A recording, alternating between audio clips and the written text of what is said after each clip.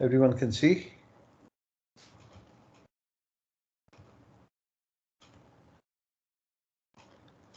अच्छा, नहीं दिखाई दे रहा, आप लोग को नहीं दिखाई दे रहा, फाइन।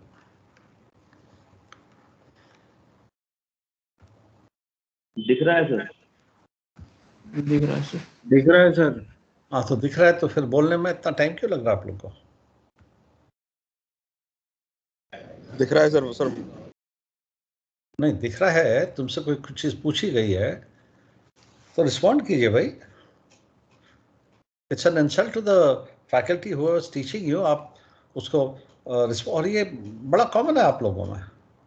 मैं बोल रहा हूँ डेक साइड में, मैं इंजीनियर्स को भी लॉ पढ़ाता हूँ, MEO class 2 course, and they are there, they are responding.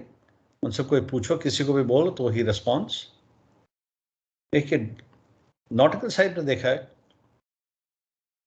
phase 1, phase 2, they don't respond. Why? खैर कोई बात नहीं, आप नहीं करेंगे तो मैं भी रिस्पॉन्ड नहीं करूंगा, क्योंकि आप भी तो क्वेश्चंस पूछते हैं ना। सो इट इज आइदर वे। आप लोग को मेरी आवाज पहुंच रही है? Yes sir. राइट? यस तो उसका मुझे पहुंच रही है सर। तो उसका मुझे पता चलना चाहिए ना। कोई भी ग्रुप में से एक दो आदमी बोल दें कि मेरे को सुनाई दे रहा है, दैट्स गुड। नहीं तो मुझे लगेगा मैं तो बोल रहा हूँ, किसी को सुनाई नहीं दे रहा है। और होता है कभी कभी होता है कि कनेक्शन कट जाता है और हम बोले जा रहे हैं, पता चला कि थोड़ी देर बाद आप कह रहे हैं सर हमको तो सुनाई नहीं दे रहा था। So whenever any faculty, whether it is me और एनीवन, रिस्पॉन्ड। और ये सभी की कंप्लेन है। Yes. वंदना यहाँ पर बैठी है तो Vandana is the one who can tell you कि ये सिर्फ मेरे साथ नहीं है, सभी के साथ। So you should respond so that we know कि मेरी आवाज पहुंच रही है, we know that you are understanding, and if you have any doubts, ask. नहीं तो सर जैसे आप लोग चुप बैठ रहे हैं, हम भी चुप बैठ सकते हैं। Yes, sir. Right? Okay, and we are all senior here, all senior masters here. Yes. Captain Sareen, Yes, sir. आप जानते हो कैप्टन Yes, सरीन, sir. वो मेरे कैडेट रह चुके हैं। I was chief officer when Captain Sareen जो थे यहाँ पे कैडेट थे। We still have that same respect for each other. So it is in your interest, जब आपसे कोई क्वेश्चन पूछा जाता है या कुछ, तो रिस्पॉन्ड कीजिए, चाहे मैं हूं चाहे कोई भी फैकल्टी हो। Only then we come to know कि आपकी क्या प्रॉब्लम्स है, क्या समझ में आ रहा है, क्या समझ में नहीं आ रहा है। And for that I definitely say hats off to the engineers. कम से कम रिस्पॉन्ड करते हैं, 2-3 लोग रिस्पॉन्ड करेंगे, क्वेश्चंस पूछते हैं वो लोग, एग्जाम्पल्स देते हैं वो लोग। भले ही चार्टर पार्टी से, बिल ऑफ लीडिंग से कोई मतलब नहीं है, जनरल एवरेज इनसे मतलब नहीं है, 16 रेगुलेशन इतना मतलब नहीं है, फिर भी क्योंकि उनके रूल्स में। हाँ जी Sir will also try to interact. Yes you should. ये सिर्फ मेरी बात नहीं है सर, मैं अपने लिए बोल रहा हूँ, क्योंकि ये एक कॉमन कंप्लेंट आती है और आप पूछिए वंदना को, so it's not good. Anyway, तो मैं शेयर कर रहा हूँ आपके साथ, ये दिख रहा है आपको स्क्रीन में। सो this is what the schedule will be. 3 महीने का आपका कोर्स है। सारे जो टॉपिक्स हैं मेरे, वैसे ही औरों ने भी कर रखे हैं। I speak about my self. तो उस वक्त 3 महीने में डिवाइड कर दिया है। सो ये मंथ 1 है आपके लिए। मंथ 1 में हम करेंगे bulkheads and foreign construction.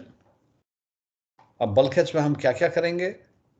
4 peak tank का construction, painting pounding arrangements, bulbous bow, flare क्या होता है, type of water tight bulkhead, solars requirement क्या है, regarding minimum number of bulkheads, arrangement of bulkheads, constructions of bulkheads, testing of bulkheads, openings, अगर कोई openings है bulkheads में तो कैसे होनी चाहिए, and advantages of bulkheads, collision bulkhead, collision बटलर की लोकेशन, उसका कंस्ट्रक्शन.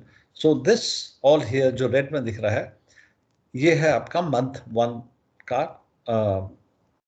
सिलेबस. इसके लिए मुझे 4 क्लासेस चाहिए होते हैं ये मंथ 1 का जो सिलेबस है इसको कंप्लीट करने के लिए.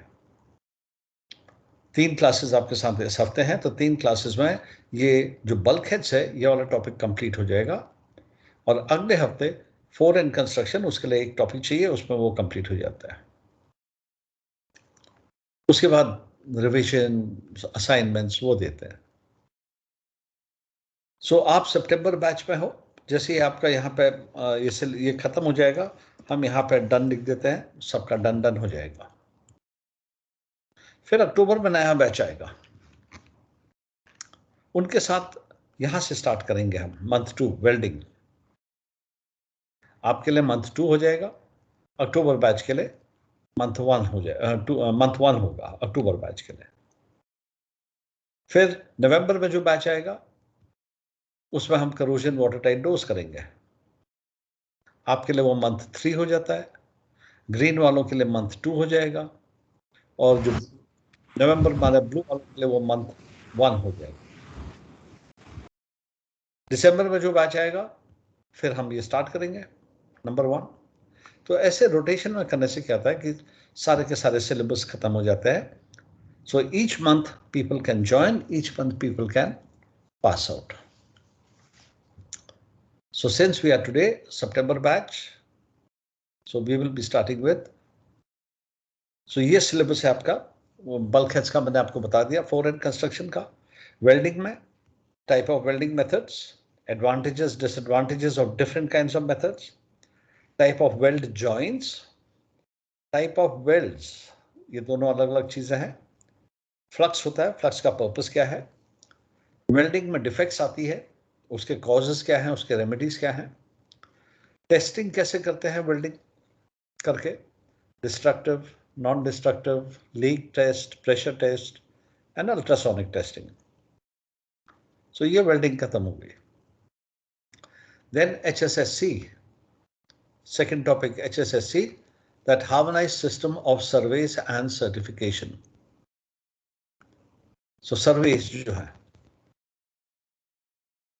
HSSC का ऑब्जेक्टिव क्या है, एम्स क्या है, उसके मेन फीचर्स क्या है, कितने टाइप के सर्वे होते हैं, जैसे initial survey, annual survey, what you call second annual, third annual, fourth annual, renewal हो गया, मतलब वो एनुअल में आ जाता है. इंटरमीडिएट सर्वे, पीरियोडिकल सर्वे, ड्राई डॉकिंग, अंडर हल का, एंड एडिशनल सर्वेज. सो जितने भी टाइप के सर्वेज होते हैं, फिर उनका डिस्क्रिप्शन, उनकी फ्रीक्वेंसी, उनका स्कोप. फिर लोड लाइन सेफ्टी कंस्ट्रक्शन सर्वे प्रेपरेशंस. आपके जहाज में से होने वाला है, लोड लाइन सर्वे हो रहा है या सेफ्टी कंस्ट्रक्शन का, उसके लिए क्या प्रेपरेशंस करोगे. And then ESP code, enhance survey programme, ये 2011 का कोड है. So this will be done in the second month. Then finally corrosion, blue वाला जो टॉपिक है, करोजन क्या होता है, करोजन सेल क्या होता है, कितने टाइप के करोजन है, प्रिवेंशन कैसे करते हैं, मेथड्स क्या क्या है प्रिवेंशन की, पेंटिंग का है, फिर पेंट के कंस्टिट्यूएंट्स क्या होते हैं, सरफेस प्रिपरेशन कैसे करते हैं, anti falling paints, cathodic protection, sacrificial anode, ICCP. तो ये आपका कवर हो गया है करोजन का. फिर water tight doors, what are the SOLAS requirements for watertight doors, उनका closure time, construction, testing, drills, कैसे ऑपरेट होते हैं जो स्लाइडिंग डोर्स होते हैं, उनका ड्राइंग मतलब स्केच बनाना पड़ता है, वर्किंग बतानी पड़ती है. Then just 1 minute.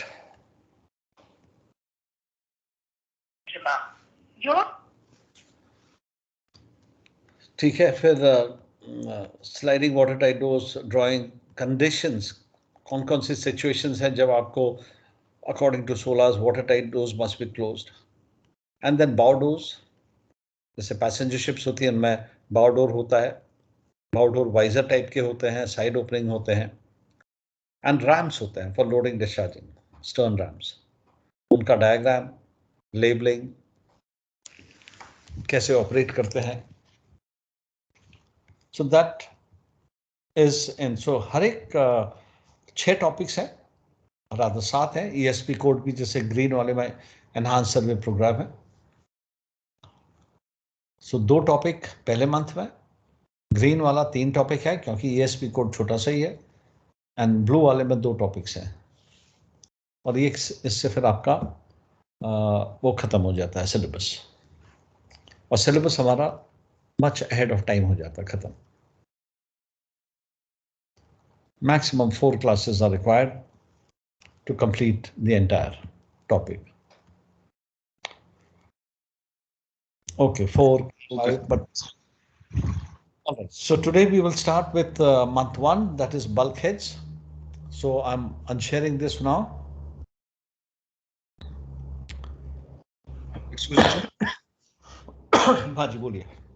Sir, which all books we require for this course? Okay, ये आपको शायद कैप्टन भाभा ने बताया होगा विजुअल बुक्स। वैसे तो नोट्स है, अपने नोट्स में मैं आपको भेजूंगा ही, और कैप्टन भाभा ने शायद आपको बताया होगा कि visual books to refer. 1 minute मैं आपको जरा होल्ड कीजिए, मैं शेयर करके दिखा देता हूं क्या है आपका। Just 1 minute, let me open that particular folder.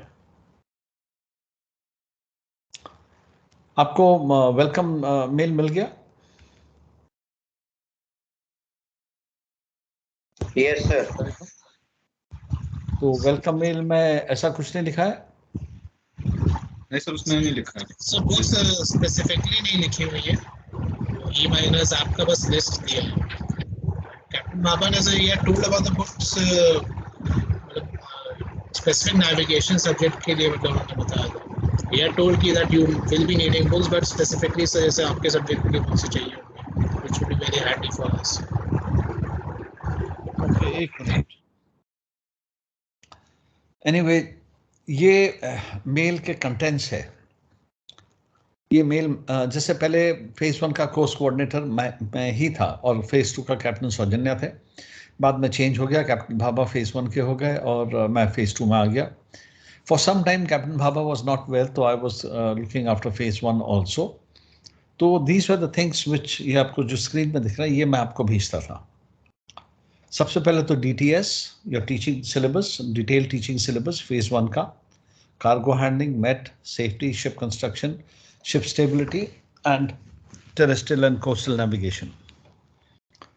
उसके बाद आपके कुछ फॉर्म्स होते थे, असेसमेंट चेकलिस्ट, ये आपका जो CTEM असेसमेंट कराते हैं उसके लिए, EXN form, form J, instruction for online MMD filing instructions, help desk DGS का, MMD की फोटो रिक्वायरमेंट्स, गाइडलाइंस उसकी, DGS वॉच कीपिंग सर्टिफिकेट, उसका फॉर्मेट, और बाकी E-गवर्नेंस, ये सब। और ये जो आपका नंबर 12 दिख रहा है ये रेफरेंस बुक्स है। तो इसको अगर मैं क्लिक करूं, Sir, excuse me. हाँ जी, Sir, like, can you please upload all these things in the common drive? Sareen sir was telling ये Teams. कैप्टन, ये सब कैप्टन भाभा करेंगे, उनके पास है। क्योंकि जब पहले मैं करता था ना, तो मैं उनको एक कॉपी भेजता था, तो he should be having, and he is probably got it in a better method. उन्होंने और भी अच्छी तरीके से कर रखा है। सो आप उनसे रिक्वेस्ट कीजिएगा। और ये रेफरेंस बुक्स, ये आपको स्क्रीन दिखाई दे रहा है रेफरेंस बुक्स वाला या नहीं? No, no, sir. Yes sir, दिख रहा है। एक बुक नहीं है सर। नो अच्छा, सर, एक नहीं दिख रहा है, 1 मिनट होल्ड कीजिए, मैं फिर से शेयर करता हूँ। खाली लिस्ट दिख रही है ना, और Yes, ये sir. मैं शेयर कर रहा हूँ। ये है आपका फेज 1 का reference books. Yes, sir, now we yes can sir, आ see. गया सर, दिख रहा है। ठीक है, पेपर 1 कौन कौन सी बुक्स यूज करनी है? Principles of navigation, marine meteorology, Subramaniam, और नेविगेशन चार्ट वर्क के लिए Joseph and Rewari, then cargo work के लिए Errol Fernandes, Mistry and Sharma, safety emergencies IS की captain Rewari, ship board captain Subramaniam, ship construction problems and stability Lavery. So ये आपका रेफरेंस बुक्स है फंक्शन 1, 2 and 3 का। शिप कंस्ट्रक्शन के लिए कैप्टन सुब्रमण्यम है, but yes I will be sending my notes to you, मेरे जो अपने नोट्स हैं, and those notes are more than enough for your examinations. Sir, you'll be sending on that group, sir, or in mail ID? No, I'll be sending the mail to you.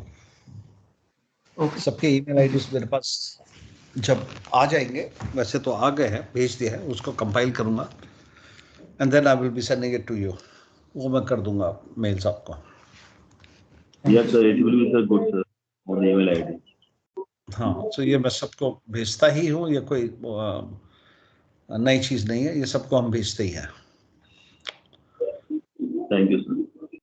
Okay, so now let's come back to our topic. Let's start with that, and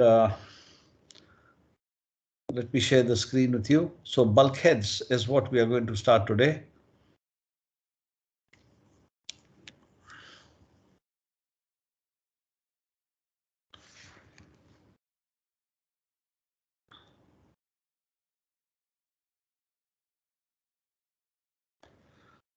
Okay, screen दिख रहा है? Yes, sir. Yes, sir. Yes, sir.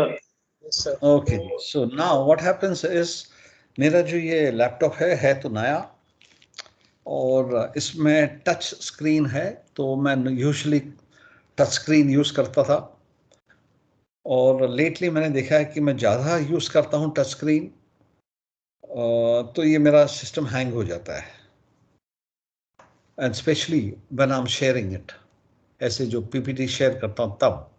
Otherwise movies देख रहे हैं, कुछ और देख रहे हैं, तो कभी भी हैंग नहीं किया। बट ये जब मैं शेयर कर रहा हूँ, जैसे आपके साथ PPT and touch screen use कर रहा हूँ, या पेंट में मैं आपको कुछ समझा रहा हूँ, तो कभी कभी हैंग हो जाता है, तो 2-3 मिनट लगता है मुझे रीस्टार्ट करने में। आपको स्क्रीन दिखाई देगा, आपको मेरी आवाज सुनाई देगी, लेकिन मेरा स्क्रीन जो है वो ब्लैंक हो जाता है, और ये कर्सर्स सब बंद हो जाते हैं काम करना। So I have to then restart. Okay. So कभी ऐसा होगा तो of course I will let you know. So these are bulkheads, वहां से स्टार्ट कर रहे हैं। सो हेडिंग है water tight bulkheads on ships. We are talking about water tight bulkheads, उनका कंस्ट्रक्शन और उनके अरेंजमेंट। अब बल्कहेड्स आपके अकोमोडेशन में भी होते हैं, और बल्कहेड्स आपके होल्ड्स में भी होते हैं, बल्कहेड्स आपके इंजन रूम में भी होते हैं। बट द बल्कहेड्स, जो वाटर टाइट बल्कहेड्स है जिनकी हम बात कर रहे हैं, those are bulkheads which are in the holds, they are watertight. जो अकोमोडेशन के होते हैं वो वेदर टाइट होते हैं, वहां जो डोर्स वोर्स होते हैं वो सब वेदर टाइट होते हैं। But water tight bulkheads we are talking about, that means उनका पर्पस क्या है, उनका कंस्ट्रक्शन क्या है, उनका डिजाइन क्या होता है, उनका पर्पस क्या होता है, वो सब इसमें देखेंगे पहले। सो किसी भी जहाज की जो सेफ्टी है वो डिपेंड करती है उसकी वाटर टाइट इंटेग्रिटी पे, उसके जो स्ट्रक्चर है उसकी स्ट्रेंथ पे। सो इसीलिए जहाजों को हेवीली स्ट्रेंथन किया जाता है, so that they can survive grounding, rough weather, pitching, pounding. अब आपको मालूम है जो फॉरवर्ड पार्ट होता है शिप का, जो फोकासल होता है, उसको एडिशनली स्ट्रेंथन किया जाता है, स्टिफनिंग की जाती है, क्योंकि सारा का सारा फोर्स वो आगे का हिस्सा जो है वो लेता है। पिचिंग हो रही है तो वहां हो रही है, कोई स्वेल आता है तो पहले उधर ही आता है। That is the area which takes the maximum brunt of the rough weather. So वो जो एरिया है आगे का वो और भी ज्यादा स्ट्रेंथन किया जाता है। लेकिन ये सब करने के बाद भी, और या इसके बावजूद भी, accidents do happen, ships run aground, collisions do happen. और ऐसे में क्या होता है कि there is ingress of sea water, और जब पानी आता है होल्ड के अंदर, इंस्टेबिलिटी क्रिएट हो जाती है, एंड उस इंस्टेबिलिटी को अगर आप कंट्रोल नहीं करेंगे टाइम पे, the vessel can capsize and sink. और इसी पर्पस के लिए हम वाटर टाइट बल्कहेड्स इंस्टॉल किए जाते हैं शिप में. Now water tight bulkheads are usually starting from the tank top up to the uppermost continuous deck, जिसको हम फ्री बोर्ड डेक बोलते हैं या मेन डेक बोलते हैं on cargo ships. Passenger ships में थोड़ा डिफरेंट है, बट ऑन कार्गो शिप्स जो मेन डेक है आपका, द अपरमोस्ट कंटिन्यूअस डेक, जहां पे आपके जो बल्कहेड्स हैं नीचे से स्टार्ट होते हैं टैंक टॉप से और पूरा ऊपर तक आते हैं मेन डेक तक, and they are watertight. That is, if one compartment gets flooded, these watertight bulkheads, ये transverse watertight bulkheads होते हैं, they prevent the ingress of seawater into other compartments, thereby preventing capsize. नहीं तो एक से दूसरे तीसरे जाएगा तो obviously capsize कर जाएगा. What are bulkheads? They are vertically designed, vertical होते हैं, walls or divisions within the ship's structure, starting from the double bottom tank up to the upper main deck. Okay, now what we will do here to make things easier, we will assume कि आप जिस कमरे में बैठे हैं उसको hold समझ लीजिए कि आप होल्ड के अंदर बैठे हैं. जो फर्श है वो आपका टैंक टॉप है, उसके नीचे डबल बॉटम टैंक है. जो छत है आपकी वो मेन डेक की छत है. जो आपके आगे पीछे जो वॉल्स है वो आपके बल्कहेड्स हो गए और साइड में शिप साइड हो गई. सो जिस कमरे में आप बैठे हैं उसको अज्यूम कीजिए वो एक वाटर टाइट कंपार्टमेंट है. आगे पीछे की वॉल्स, कोई भी दो वॉल्स को आप बल्कहेड समझ लीजिए और कोई भी दो वॉल्स को आप शिप साइड समझ लीजिए. We will assume that. And of course floor जो है, फ्लोर के नीचे आपका डबल बॉटम टैंक्स होते हैं, and those double bottom tanks are also water tight compartments, just like your hold. So they are vertically designed walls within the ship structure, starting from the double bottom tank up to the upper main deck. इसको uppermost continuous deck भी बोलते हैं, उसको freeboard deck भी बोलते हैं. Now, bulkheads basically तीन type के होते हैं. Watertight, ये definition आपकी आती है कि watertight, non-watertight and all-tight bulkheads. Short notes लिखने को आते हैं इसमें. So what are watertight bulkheads? It means that water or any other liquid, जो भी इसके मैं लेके जा रहा हूं, will not be able to pass through the structure in or out of the watertight compartment. That means जिस hold में जो कमरा आपका है, अगर वहां पानी आ गया या पानी है उसमें जो लिक्विड आप लेके जा रहे हैं, so that liquid will not go into the other compartment, आगे पीछे, in any condition. ठीक है, यहां से वहां नहीं जा सकता है दूसरे कंपार्टमेंट से इस कंपार्टमेंट में नहीं आ सकता है. In other words, watertight means prevention from the passage of water or liquid in any direction.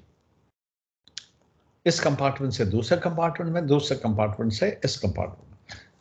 सो अगर एक होल्ड अगर डैमेज हो गया है, वहां फ्लडिंग हो रही है, तो वहां जो पानी है वो दूसरे कंपार्टमेंट से इस वाले कंपार्टमेंट में नहीं आ सकता है, या इस वाले कंपार्टमेंट से दूसरे में नहीं. That is what is meant by water tight. So जो वेसल का हल है, मतलब शिप साइड, आपका जो मेन डेक है और आपके जो बल्क हेड्स हैं, they must be water tight compartments. So जो होल्ड है आपका, it is a water tight compartment. जो आपके डबल बॉटम टैंक्स है वो भी वाटर टाइट कंपार्टमेंट्स है. जो शिप साइड टैंक्स है, विंग टैंक्स है, वो भी वाटर टाइट कंपार्टमेंट्स है. Now, watertight bulkheads must be watertight up to the main deck, at least up to the main deck. So tank top से start हो रहा है, शिप साइड से वेल्डिंग करते करते पूरा मेन डेक तक आ रहा है, और वहां तक पूरा वाटरटाइट होना चाहिए. Any opening in such bulkhead must be equipped with watertight closing devices.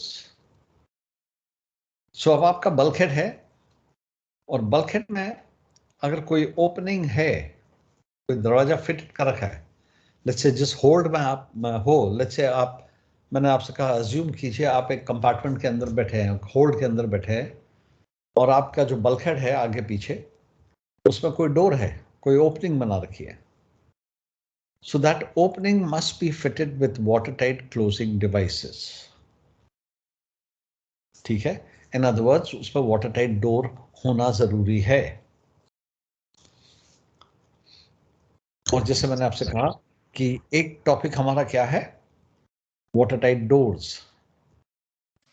Yes. ठीक है, हम लास्ट में करेंगे वो watertight doors. One minute, sir. हाँ जी. So that means the watertight bulkheads should have watertight means of closing, right? अगर उसमें कोई ओपनिंग है तो Yeah. नीचे की लाइन क्या बोल रही है, any opening on such bulkhead, क्योंकि बल्कहेड इटसेल्फ इज वाटरटाइट. वो जो कंपार्टमेंट है, वो होल्ड जो है वो itself is watertight, Okay. Right. It is a compulsion, right? Bulkhead में अगर कोई ओपनिंग है तो that opening has to be fitted with watertight closing devices. Okay. Like sir, And so, this car carriers having this bulkhead door in the lower holds. Huh? Sorry? Like car carriers having the bulkhead door in the lower holds below water हाँ, lines. so वहां पे अगर है तो that door has to be fitted with watertight closing devices. मतलब watertight door होना जरूरी है उसमें. ठीक है. अगर कोई पाइप निकल रहा है सर तो उसके अगल बगल से क्या होगा? क्या निकल रहा है? अगर कोई पाइप अगर पास हो रहा है किसी मतलब वाटर टाइट बल्कहेड से from one tank to other tank, तो सर उस पाइप के सराउंडिंग में क्या मतलब करेंगे अरेंजमेंट उसको वाटर टाइट करने के लिए? फायर हो रही है तो नहीं, अगर सर कोई पाइप अगर पास कर रहा है वाटर टाइट बल्कहेड से, तो वहां पे सर कुछ होल हो गया, मतलब होल से मतलब पाइप करेंगे ना पास, तो उस होल को बंद करने के लिए, वाटर टाइट करने के लिए क्या करते हैं? नहीं, होल बंद नहीं करते, वहां से पाइप डालते हैं, पाइप जाएगा उसके थ्रू. हाँ, यूजुअली आपके जो कंपार्टमेंट्स है, वाटर टाइट कंपार्टमेंट, जो होल्ड्स हैं, होल्ड्स के थ्रू पाइप्स नहीं जाते हैं.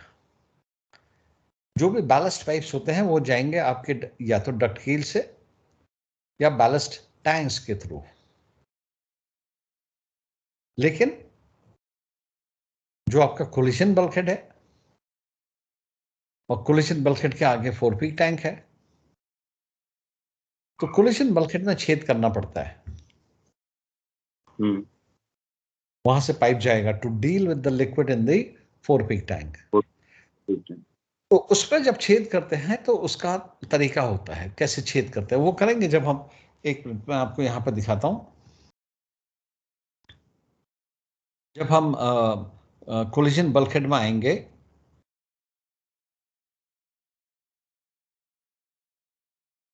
ओके, एक मिनट. सब जो क्वेश्चंस आप बोल रहे हो ना, वो सब हो जाएंगे. ये जैसे दिख रहा है कोलिशन बल्कहेड, फिर collision bulkhead, arrangement of watertight bulkheads on ships, collision bulkhead कहाँ पे होना चाहिए, और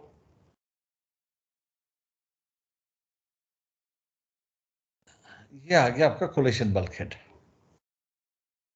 ठीक है, location of collision bulkhead. So ये जब हम कोलिशन बल्कहेड में आएंगे ना, तब डिस्कस करेंगे कि कोलिशन बल्कहेड की लोकेशन क्या होनी चाहिए. अगर उसमें ये नो डोर्स और मैनहोल्स ये नहीं होने चाहिए कोई भी, लेकिन collision bulkhead may be pierced below by not more than 1 pipe. आप कर सकते हैं होल, लेकिन एक ही पाइप. और जब पाइप कर रहे हैं तो वो रिक्वायरमेंट क्या होती है, जैसे ये दिख रहा है ना आपको, ये कोलिशन बल्कहेड पे छेद कर रखा है, यस सर। तो वो जब कोलिजन बल्कहेड में आएंगे तब डिस्कस करेंगे, ठीक है। जो भी क्वेश्चंस आपके हैं वो सब इसमें आ जाएंगे, बट वन बाय वन। ठीक है। Sir, in container ships there's underdeck passage. So जी? those in container ships there's underdeck passage. So those doors are watertight, correct, sir? No, water tight कहाँ पे मिलेंगे? आप मेरे को एग्जांपल दे सकते हैं वाटर टाइट डोर्स के बारे में कर रहे हैं? तो वाटर लाइन के नीचे जो होंगे कंपार्टमेंट वो वाटर लाइन के नीचे है, तो कोई एग्जांपल दे सकते हैं? तो इंजन रूम और स्टीयरिंग के रूम के बीच में जो होता है डोर एक। Okay, let's go. Like pilot access door, pilot access door. Access door पानी के नीचे थोड़ी ना होता है यार, unless pilot is boarding by submarine. Pilot door जो है वो पानी के ऊपर होता है।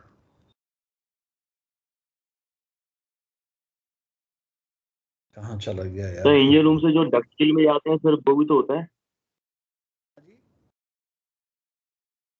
इंजन रूम से डक्ट कील में, यस, वो है आपका। That is called your water tight door, because पानी के नीचे है और डक्ट कील में जा रहे हो। यह आपका जो शाफ्ट है, जहां से शाफ्ट जा रहा है, that is your water tight door, वहां पे फिटेड होता है। या किसी शिप्स में आप देखोगे वो फिन स्टेबलाइजर्स होते हैं, कंटेनर शिप्स में या कोई भी जहाज में, पैसेंजर शिप्स में स्टेबलाइजर्स होते हैं जो रोलिंग कम करते हैं, तो वो हाउसिंग होती है उनकी, तो वहां पे आपका वाटर टाइट डक्ट कील हो गई। सो जो बल्कहेड है इंजन रूम के आगे, उसमें छेद कर रखा है, ओपनिंग बना रखी है, और जब ओपनिंग बनाएंगे तो it has to be fitted with water tight door, ठीक है। कोई बात नहीं, by the time we finish this topic आपका सारा क्लियर हो जाएगा। कहाँ पहुंच गए थे? हाँ, so water tight bulkhead 3 type के होते हैं आपके, और any opening on watertight bulkheads must be equipped with watertight closing devices. अब आपका जो कंटेनर शिप्स में जो हल डोर्स होते हैं, जो पायलट जहां से आता है, वो पानी के ऊपर होते हैं। उनका जो दरवाजा होता है दैट इज वेदर टाइट, ठीक है। It is fitted with alarm. जैसे आपका हैच कवर्स है, हैच कवर्स क्या होते हैं? Weather tight. यस, जो हैच एंट्रेंस है, बूबी हैचेस है, वो भी वेदर टाइट है। जो 4 पिक स्टोर्स है, वहां के जो डोर है वो भी वेदर टाइट। अकोमोडेशन के डोर्स हैं वो भी वेदर टाइट। और वेदर टाइट क्या होते हैं? वो ये है definition. Weather tight means that in any sea condition water will not penetrate inside the vessel. Means prevention of passage of water in one direction only. मतलब बाहर से चाहे कैसी भी सी कंडीशन, कितना भी रफ सी हो, water will not come inside. So आपके हैच कवर्स है, they are weather tight. मतलब कितनी भी rolling, pitching, shipping seas, rain हो रही है, पानी को अंदर नहीं जाना चाहिए, फ्रॉम बाहर से अंदर नहीं आना चाहिए। हैच कवर्स है, that is weather tight. Watertight means in both direction. So hatches, windows, portholes, ये सब weather tight closing devices होती है इसमें। Doors opening।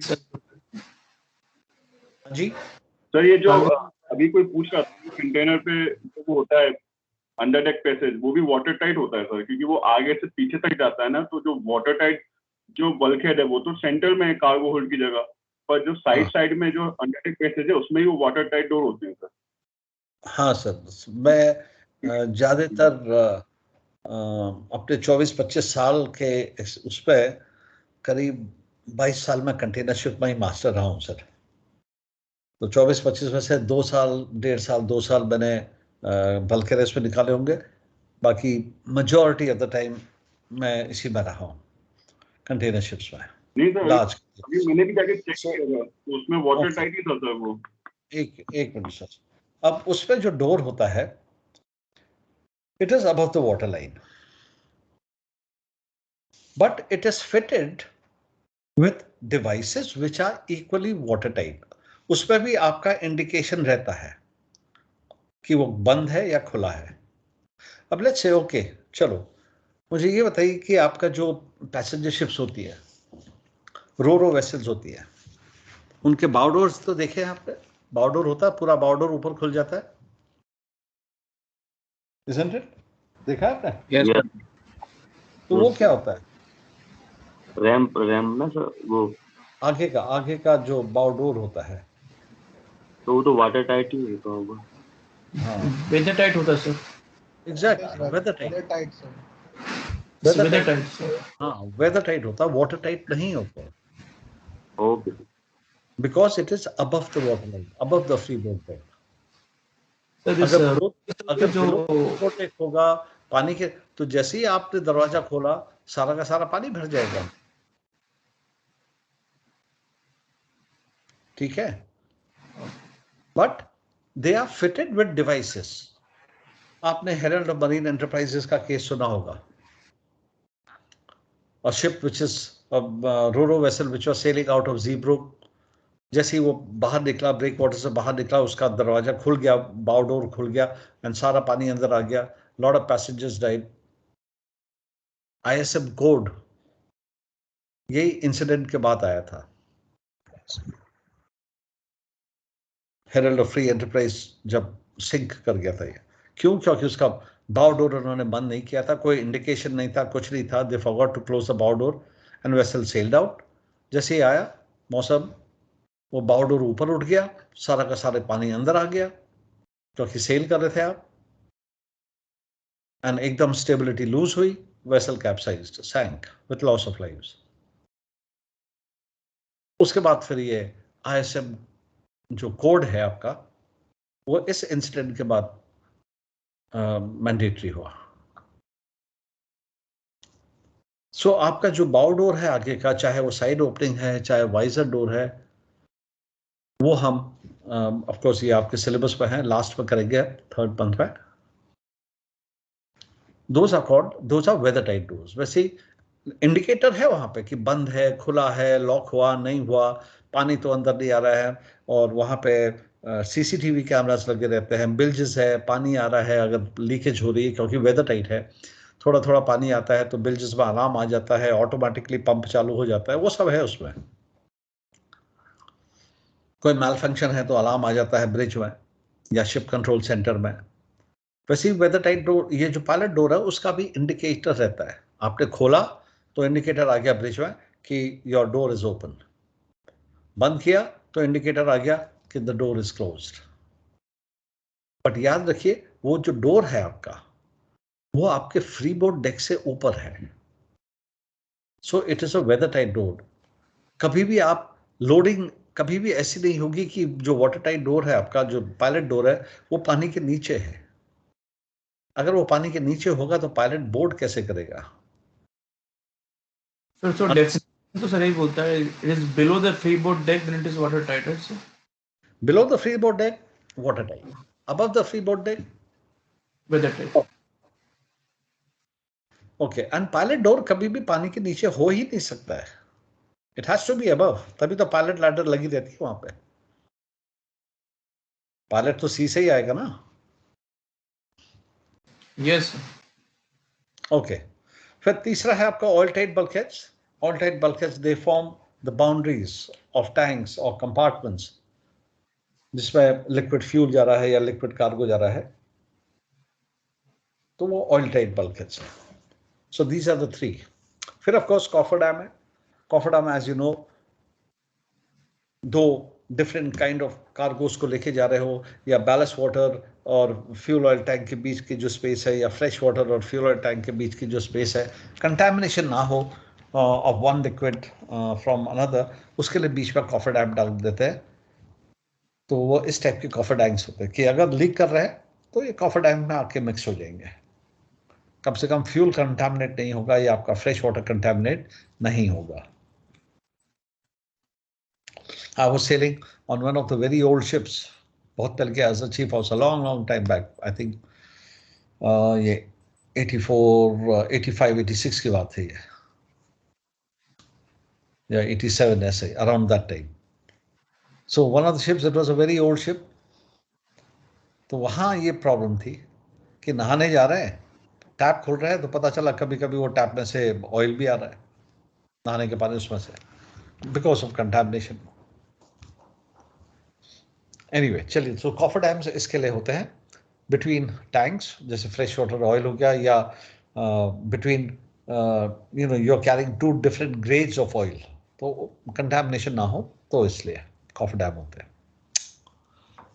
Okay, next we are coming to bulkhead, plain bulkhead. Now, diagram कौन सा बनेगा आपका plain bulkhead का, वो ये है. याद रखिए, क्वेश्चन नंबर 4 30 मार्क्स का रहता है, और उसमें आपका कोई भी डायग्राम आ सकता है. So this is one diagram, and this is the diagram of a plain bulkhead. इस डायग्राम में आप क्या दिख रहा है, पहले नीचे वाटर टाइट फ्लोर दिख रहा है, which is your water tight compartment, double bottom tank है उसके नीचे. फिर आपको ऊपर से देखेंगे 6.5 mm ट्विन डेक दिख रहा है, वेल्डेड सीम दिख रही है 7.25 mm, 8.5 mm, 9.5 mm, 11.5 mm. Right, ये प्लेट की थिकनेस है. From top to bottom plate की थिकनेस इंक्रीज होती है, मिनिमम 6.5 ऊपर की, और जैसे जैसे डेप्थ बढ़ती जाती है तो वाटर का प्रेशर भी बढ़ता जाता है, तो थिकनेस इंक्रीज कर दी जाती है. So this is the diagram that you have to make for plane bulkhead. Together with this connection, ये जो एंड में जो कनेक्शन दिख रहे हैं, ये जो एंड के कनेक्शंस है, ये भी दिखाना है आपको. और ऊपर वाली लाइन जो दिख रही है, ये प्लान व्यू है.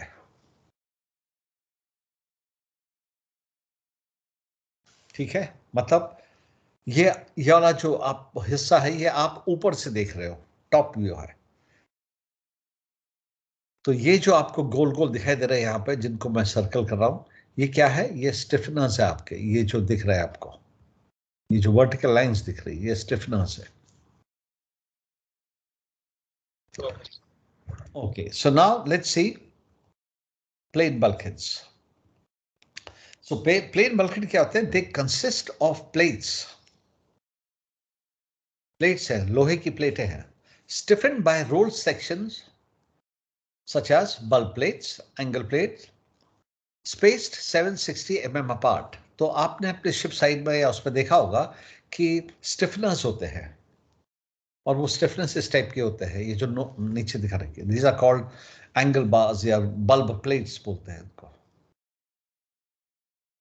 इनको यूज करते हैं उनको स्टिफनिंग के लिए. And these are plates. The thickness of the plates is generally the thickest at the bottom because of the maximum hydrostatic pressure experienced there, and thinnest at the top, generally not less than 6.5 mm. तो ऊपर की plate minimum 6.5 की होगी generally, और जैसे जैसे आप नीचे को आते रहोगे तो प्लेट थिकनेस इंक्रीज की जाती है.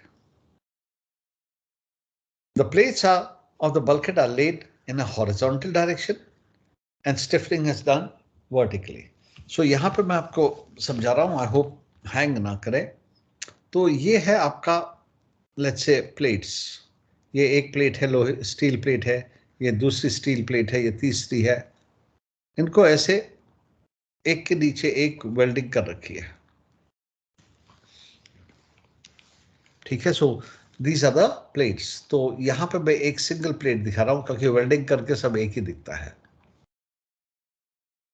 एंड क्योंकि प्लेट है, इसको स्ट्रेंथन करना है, तो हम लोग स्टिफनर्स ऐसे लगाते हैं vertical. These are your stiffeners. और ये जो डिस्टेंस है बिटवीन द स्पेसिंग जो है ये 760 mm की होती है. सो प्लेट है, हॉरिजॉन्टल लेकर रखिए उसको, and stiffening is done vertically. अगर प्लेट वर्टिकल है, ऐसे वेल्डिंग कर रखिए, राइट, प्लेट्स को ऐसे डाल रखा है, तो then stiffening is done horizontally. ये आपको कुछ डायग्राम्स दिखाऊंगा मैं. सो इसको बोलते हैं लॉन्गिट्यूडनली फ्रेम्ड शिप और ट्रांसवर्सली फ्रेम्ड. कभी कभी कंपोजिटली फ्रेम्ड भी होता है. बट एनीवे, मेन चीज क्या है, the plates are arranged horizontally, ऊपर वाली इमेज में देखेंगे आप, and stiffening is done vertically. And stiffening, जो स्टिफनेस है वो बल्ब प्लेट्स होती है, and they are spaced 760 mm apart.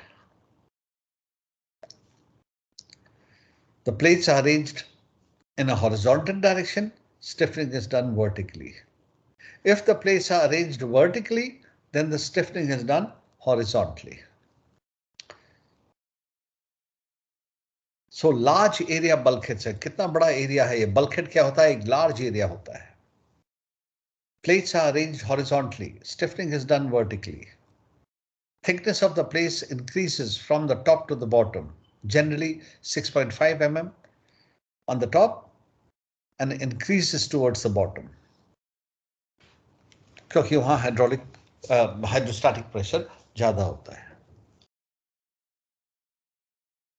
जहां पर डेप्थ ज्यादा है तो गर्डर्स, स्ट्रिंगर्स आर फिटेड. अब लेट्स से जैसे आपकी पायलट लैडर होती है, पायलट लैडर अगर बहुत लंबी है तो हम बीच में स्प्रेडर डाल देते हैं ताकि वो घूम ना जाए, ट्विस्ट ना कर जाए. वैसे ही ये आपका एक बल्कहेड है, ये स्टिफनर्स है. अगर ये स्टिफनर्स डेप्थ बहुत ज्यादा है तो क्या करते हैं, इन दोनों के बीच में ऐसे प्लेट वेल्ड कर देते हैं. Good Lord. हाँ, तो ऐसे बीच में हम लोगों ने प्लेट वेल्ड कर दी दो स्टिफनर्स के बीच में. तो उससे क्या होता है, डिस्टॉर्शन बच जाता है. जो आपके स्टिफनर्स है उनमें डिस्टॉर्शन नहीं होगा, थोड़ा एक्स्ट्रा स्ट्रेंथ मिल जाती है.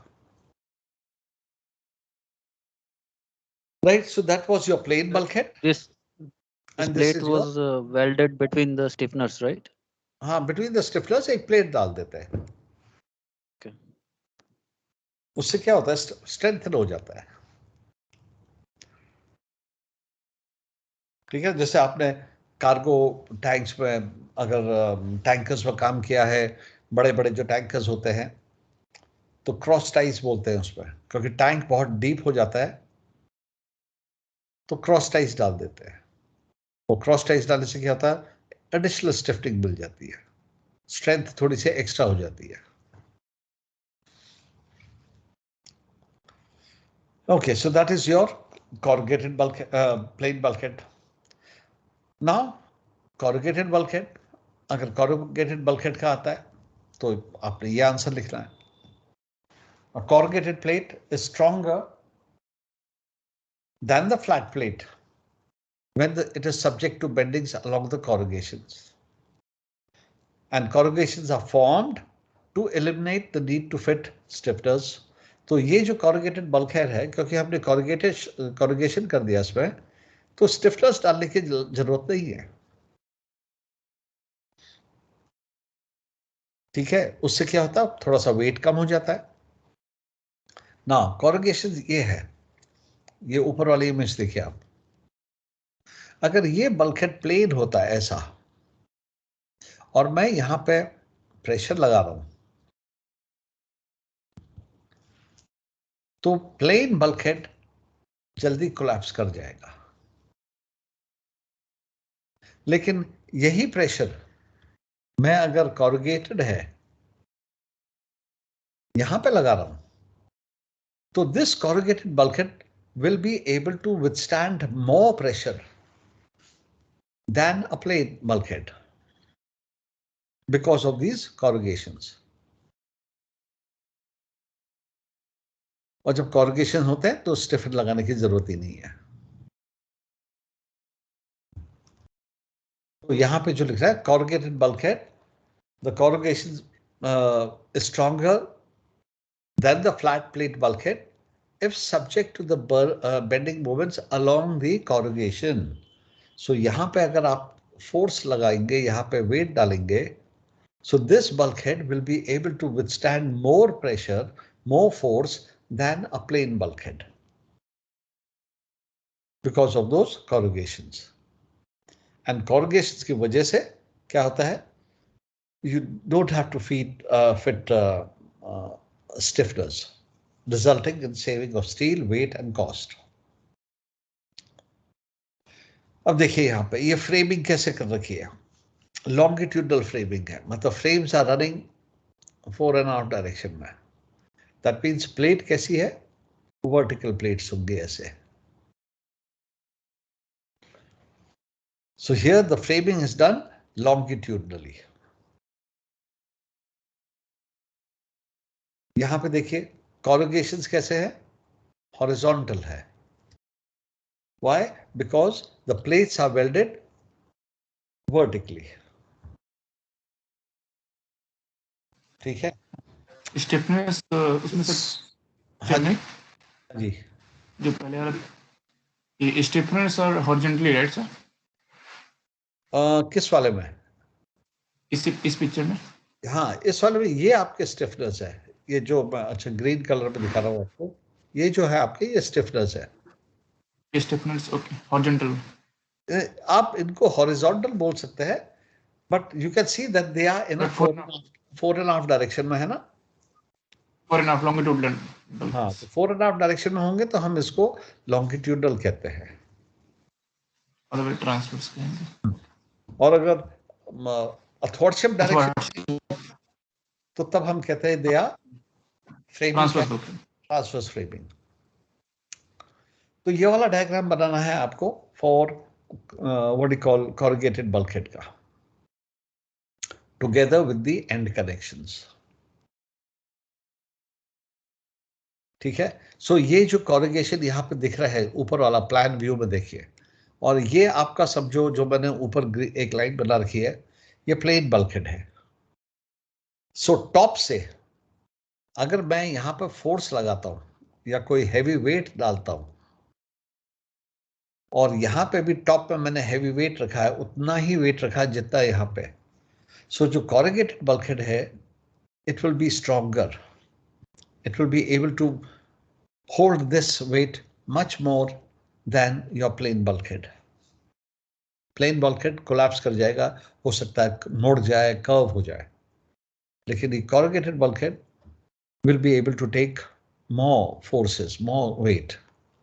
So it is much more stronger than your plain bulkhead if subject to bending moments along the corrugation. ये corrugations है, along the corrugations अगर आप weight लगाएंगे it will be bending moments इस पे ज्यादा absorb कर लेगा ये। Okay, again अगर वो corrugation, हाँ जी, along the corrugation का मतलब क्या हुआ sir? along the corrugation means ये ऐसे उसके ऊपर, लेट्स से एक कागज का टुकड़ा लीजिए आप, A4 साइज का पेपर लीजिए, प्लेन, उसके ऊपर थोड़ा सा वजन रखिए तो वो बेंड हो जाएगा। yes. A4 पेपर, उसको होल्ड कीजिए और उसके ऊपर थोड़ा सा वजन रखेंगे आप अपनी फिंगर से, थोड़ा सा अपनी फिंगर से रखोगे तो वो बेंड हो जाएगा।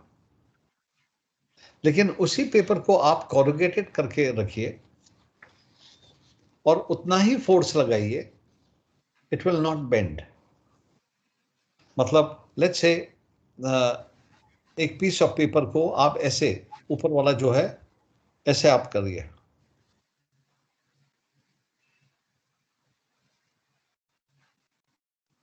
इस तरह से फोल्ड करिए उस पेपर को और फिर ऊपर से वजन रखिए। You will find that along the corrugation, you will find that it will very easily absorb the weight. हाँ जी हाँ बस बस मर जा कवर जा इंदा आजो आजो भाई साहब अपनी बातचीत अपने तक ही रखिए ना। जी सर,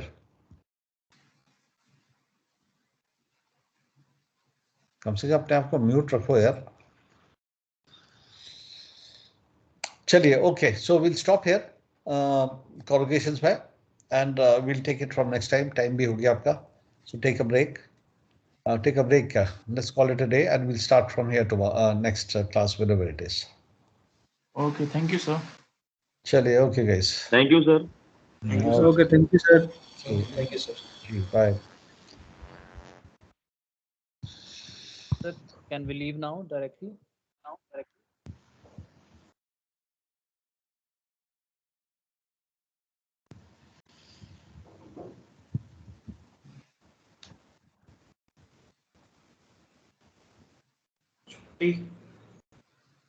क्या भाई डायरेक्टली लीव कर सकते हैं ना हम लोग कभी?